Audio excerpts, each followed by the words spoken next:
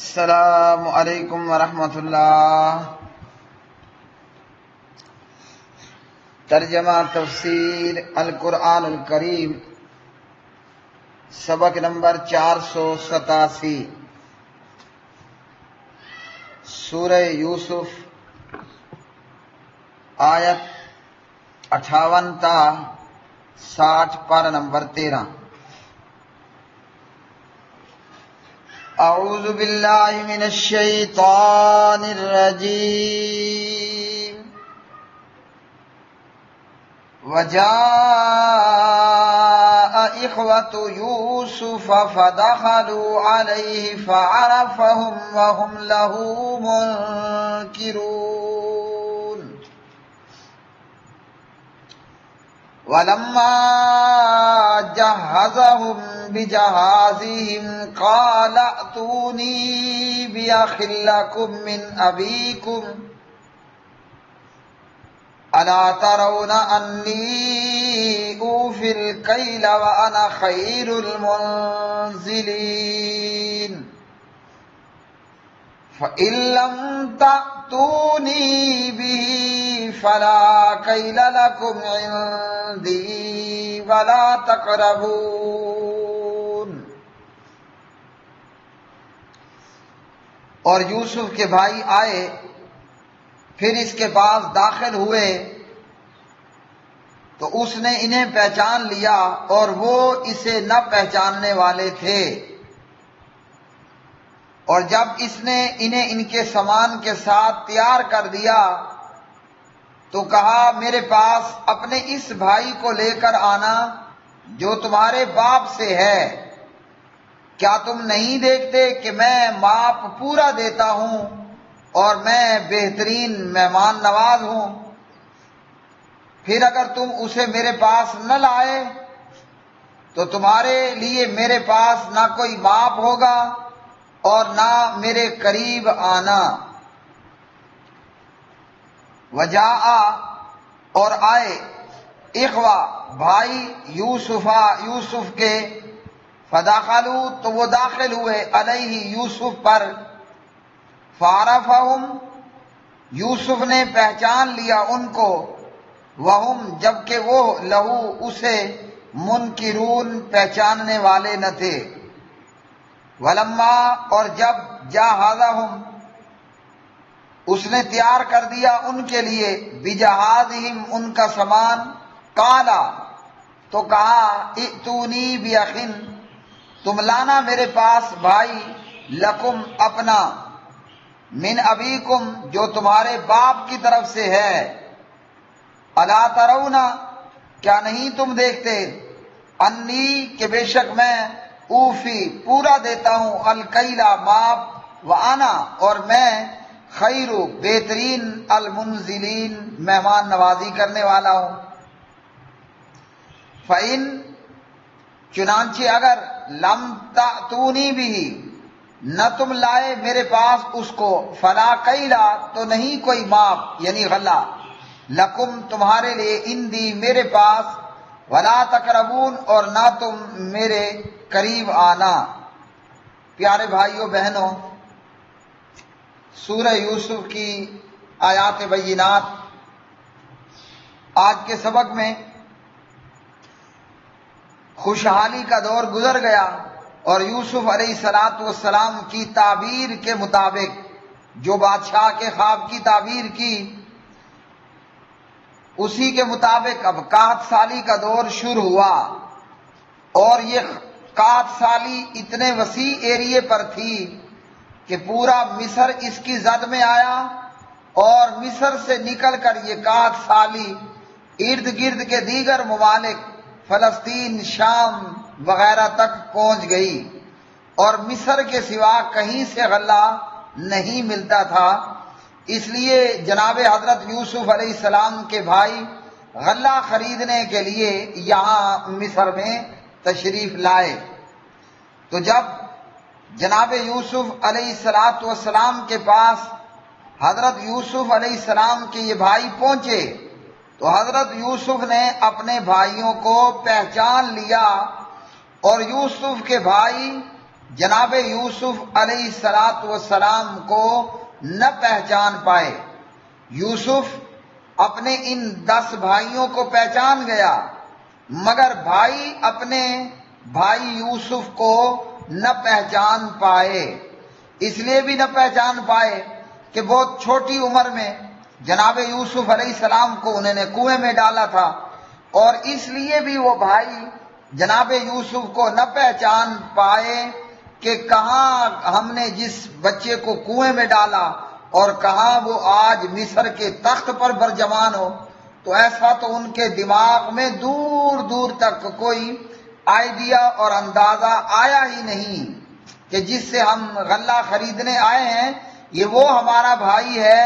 کہ جسے ہم اپنے ہاتھوں کنویں میں ڈال چکے تھے۔ یوسف علیہ السلام اپنے بھائیوں کو پہچان گئے، اور جناب یوسف علیہ السلام غلے کی تقسیم بھی انتہائی محتاط طریقے پر کر رہے تھے، اور ایک اندازے اور ایک شیڈول اور طریقہ کار کے مطابق غلہ دیا جا سکتا تھا۔ تو جناب یوسف علیہ السلام کے پاس یہ 10 کے 10 بھائی پہنچے۔ نمبر 1 اس لیے 10 کے 10 آئے کہ ہر ایک کو علیحدہ علیحدہ ایک اونٹ غلہ ملے گا تو زیادہ سے زیادہ غلہ لیں، اور اس لیے یہ 10 کے 10 اکٹھے آئے، ایک ساتھ آئے کہ راستے میں اپنے مال کی چوروں اچکوں سے حفاظت کر پائیں گے، اور آ کر اپنا تعارف کروایا ہوگا کہ جس بنیاد پر جناب یوسف علیہ السلام نے انہیں کہا کہ میرے پاس اپنے اس بھائی کو لانا جو تمہارے باپ سے ہے، یعنی تمہارا ماں جایا بھائی نہیں ہے بلکہ تمہارے باپ سے تمہارا بھائی ہے، باپ ایک ہے یعقوب اور مائیں مختلف ہیں، اور یہ بھائی جو ان بھائیوں کے باپ کی طرف سے ان کا بھائی تھا یہ جناب یوسف علیہ السلام کا سگا بھائی تھا، جس کا نام مفسرین نے بنیامین لکھا ہے۔ حالانکہ قرآن و حدیث میں بنیامین نام نہیں آیا، بس وہ جناب یوسف علیہ السلام کا بھائی تھا، لیکن سہولت کے لیے کوئی بھی نام لے لینا، بنیامین اس میں کوئی حرج نہیں۔ تو جناب یوسف علیہ السلام نے اپنے 10 بھائیوں سے کہا آئندہ آنا تو میرے پاس اپنے اس بھائی کو بھی لے کر آنا جو تمہارے باپ سے ہے، یعنی تمہاری اور اس کی ماں علیحدہ علیحدہ ہے مگر باپ ایک ہی ہے، یعقوب بن اسحاق بن ابراہیم علیہ السلام۔ اور جناب یوسف علیہ السلام نے کہا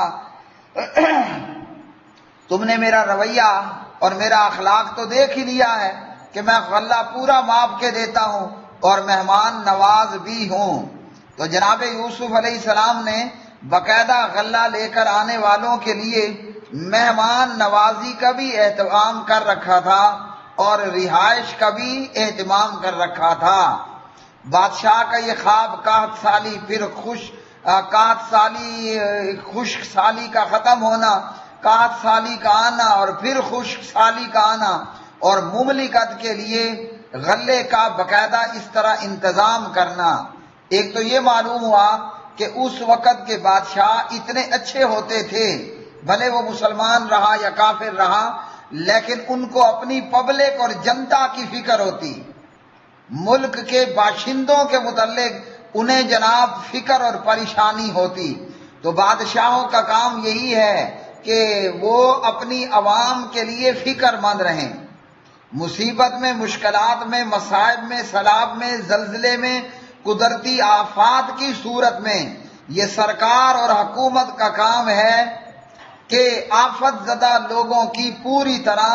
مدد کرے۔ جو اس وقت کے بادشاہ وقت نے یوسف علیہ السلام کو اپنا خواب بتایا، تعبیر ملی، اور تعبیر مطابق یوسف علیہ السلام نے جو حل بتایا اس کے مطابق پوری طرح انتظام کیا۔ تو جناب یوسف علیہ السلام کے پاس یہ بھائی پہنچے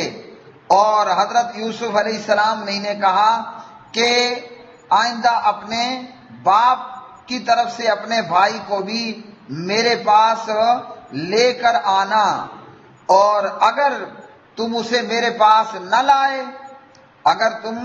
اپنے بھائی کو میرے پاس نہ لائے جو باپ کی طرف سے تمہارا بھائی ہے، تو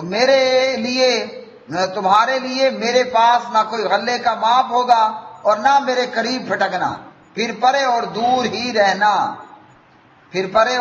ہی رہنا، یعنی ایک طرف سے اپنا اخلاق پیش کر دیا کہ میں مہمان نواز ہوں اور ہر ایک کو صحیح اور پورا دینے والا ہوں، اور دوسری طرف ان کو وارننگ بھی دے دی آئندہ غلہ لینا ہو تو اپنے باپ کی طرف سے اپنا بھائی بھی ساتھ لے کر آنا ہے۔ اور یہ ہے اللہ سبحانہ و تعالیٰ کا فضل و کرم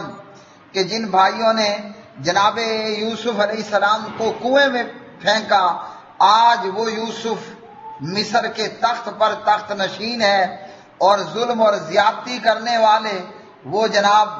رعایا بن کر اور آفت کا شکار ہو کر اسی کے آگے ہاتھ پھیلائے ہوئے ہیں جن سے دشمنی کرتے ہوئے اسے کنویں میں ڈال دیا گیا تھا۔ جسے اللہ سبحانہ و تعالی جو ہے وہ عظمتیں اور بلندیاں عطا کرے، اسے کوئی ذلیل کرنے والا نہیں ہو سکتا، اور اللہ عطا کرنے والا ہو کوئی روک نہیں سکتا، اللہ روکنے والا ہو کوئی عطا نہیں کر سکتا۔ عزت اور ذلت اللہ سبحانہ و تعالیٰ ہی کے ہاتھ میں ہے، جسے اللہ تعالیٰ عزت دے دے کائنات کا کوئی اسے ذلیل نہیں کر سکتا، اور بادشاہت لینے والا اور دینے والا، عروج اور بلندیاں عطا کرنے والا بھی اللہ تعالیٰ ہے۔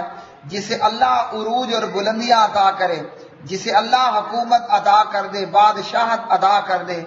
اسے کوئی ذلیل اور رسوا کرنے والا نہیں۔ تو بھائیوں نے یوسف سے دشمنی کی اور زمین نیچے کنویں میں ڈال دیا۔ اللہ نے یوسف کو کنویں سے اٹھایا،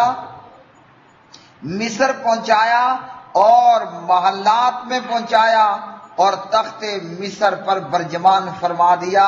ہمیں بھی اللہ سبحانہ و تعالیٰ کی ذات پر پورا توکل اور بھروسہ کرنا چاہیے، اپنا تعلق اللہ سے مضبوط رکھنا اور جوڑنا چاہیے، جسے اللہ سبحانہ و تعالیٰ بلندیاں عطا فرمائے، کائنات کا کوئی اسے ذلیل اور رسوا نہیں کر سکتا۔ وآخر دعوانا ان الحمد للہ رب العالمین۔